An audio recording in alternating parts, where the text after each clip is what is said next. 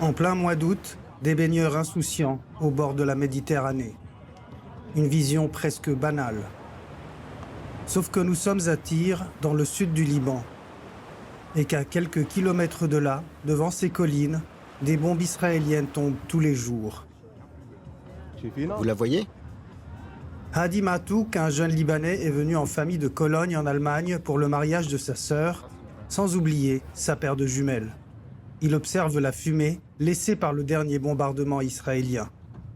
Ça me rend triste de voir mon pays se faire détruire. On ne peut pas rester insensible.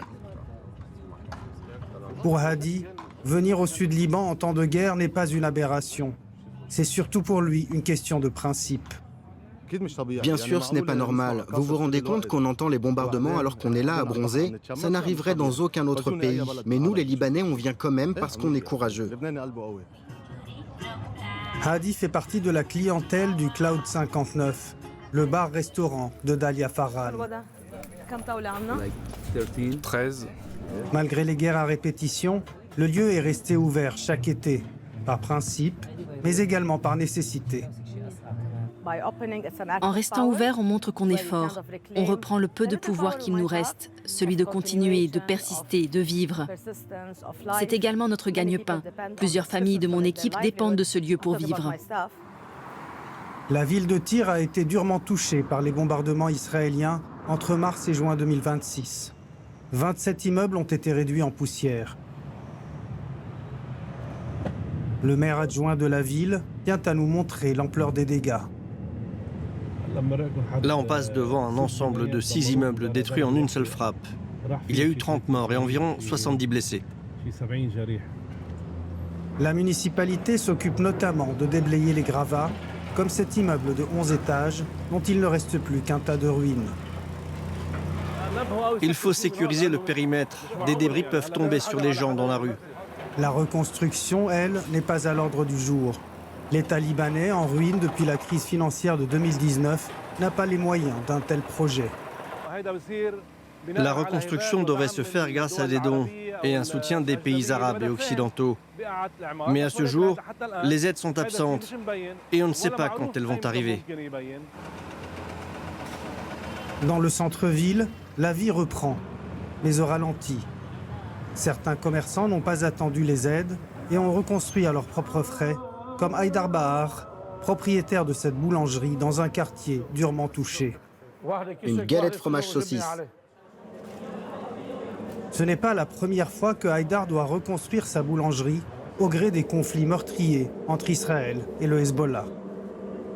À chaque guerre, on a notre part. En 2024, on a été frappé, puis en 2026, une première fois, puis un deuxième bombardement nous a complètement rasés.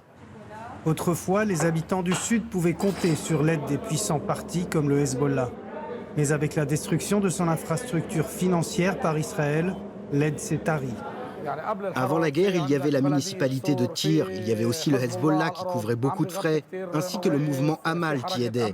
Mais aujourd'hui, la guerre a porté un coup à tout le monde. Il va falloir un peu de temps pour que tout redevienne comme avant.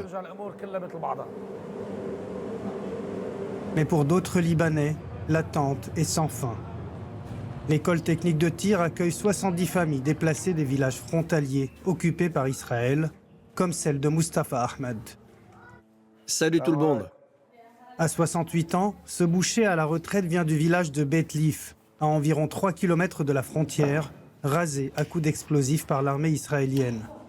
Depuis plus de 2 ans et demi, sa famille vit d'abri en abri au rythme des déplacements forcés. Ça va peut-être encore durer 1 mois, 2 mois, 1 an. Peut-être que le conflit ne va jamais être résolu. Et c'est moi qui serai le perdant. Pour le moment, je suis coincé ici et tout ce que je possède, c'est un matelas et c'est quelques affaires. Sa fille Kaussar trompe l'ennui en révisant des cours avec ses filles, au son des drones et des bombardements. Ce bruit, ça nous stresse en permanence. Ça nous dérange. Ça fait peur aux enfants. Tiens, ça c'est une frappe qu'on vient d'entendre. Je pense souvent à l'avenir gâché de mes enfants, à leur éducation et leur enfance gâchée. Comment vont-ils faire pour vivre? Nous, notre vie est fichue. Et maintenant, c'est à leur tour. C'est ça le plus dur. Dans le sud du Liban, on vit désormais au jour le jour. Sur le bord d'une route, des martyrs des villages frontaliers ont été enterrés de façon provisoire. Peut-être ne reviendront-ils jamais dans leur terre détruite.